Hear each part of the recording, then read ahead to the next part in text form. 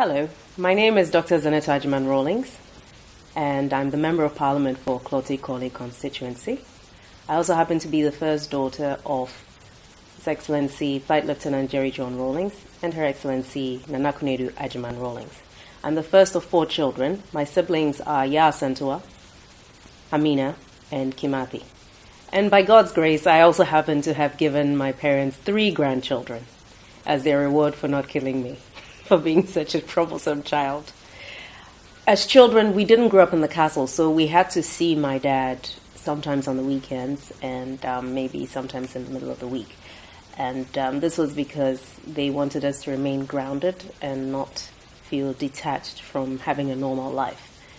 It also meant that we didn't see our dad every day, but we got used to it, and it just seemed normal anyway. I think my memories of him are a mixture of seeing him on TV, seeing him at various national events, and then of course we had the moments where we had family time, which was when we were a little bit older. And my dad has quite a wicked sense of humor. He just loved to pull pranks on people. And I suppose one of the other memories I had was when he first taught me how to fly. And interestingly enough, he's very, very precise and he's very exacting. So he would ask me to land in a specific spot. And if I couldn't, he'd make me fly around again and land again. And I remember on the day that he decided it was time for me to fly solo, as we came into land, as we were on finals, he said I should pretend like he had passed out in the plane and land the plane without him. And I was very offended by that at the time, I remember, because I thought it was bad luck to say things like that. But he ignored me. He just ignored me until I landed the plane. And as soon as we landed, he asked me to stop while we're still on the runway, and then he got out of the plane and told me to go. And I hesitated, and he said, "You're ready, so go." So I took off, and of course I was praying throughout as I was doing the circuit. And as I think I must have been probably on, I'm not sure which leg I was on anyway, and unfortunately, just as I'd taken off, my mother arrived on the scene and was asking, "Nazanewehi," and my dad just pointed up to the sky without saying a word. Oh, my poor mother, she's been through so much.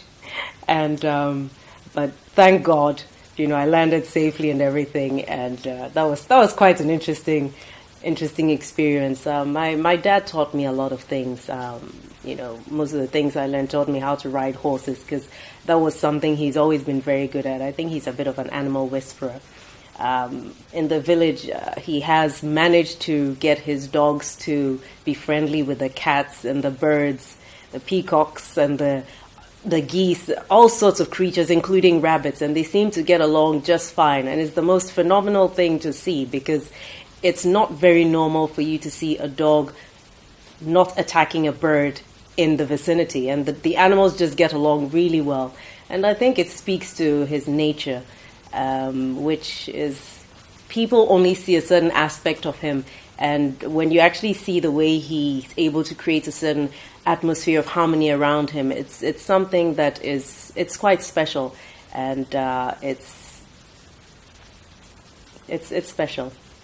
I think one of the things that I have learned from him, that I'm passing on in terms of how I raise my kids, is his love for precision. And he just does not like the idea of seeing something going wrong and leaving it as it. He didn't sugarcoat his words, but he's always had a good sense of humor. And I certainly hope that I'm managing to impart some of the things that I learned to my children.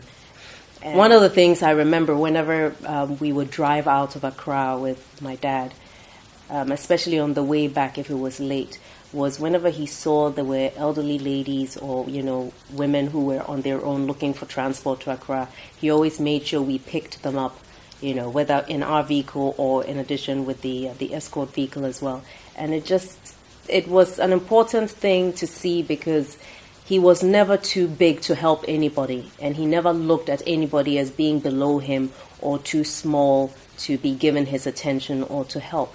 And these are some of the values that we picked up from him, teaching us to be grounded, to be compassionate, and to regard everybody as our equal and not to look down on other people. I remember that my dad also taught Yasanto and myself how to ride a bicycle. There was one morning when he was going back to the castle, and as he stepped out of the house, we went to see him off. He looked at the bicycle with the trainer wheels on either side, and he asked his guards to undo the wheels, and he was determined to teach us how to ride that morning. And so we got onto the bike, and he pushed the bike all the way to the front gate. And I remember, I think, did I almost fall or did I fall? And then on the second go, he pushed it and he said, just focus. I'm not going to let go. Just focus and just keep riding. And he did let go, but I kept my focus and I didn't fall off. And that was it. That was how he taught us how to ride a bicycle. My dad is just a hands-on, practical type of person, and we've had memorable moments in spite of the fact that most of that time was actually given to Ghana and not as much spent with us. But what we had was worth it. Daddy, I would like to, on behalf of Yasanto, Amina, Kimathi, and myself, and may God richly bless you and keep you.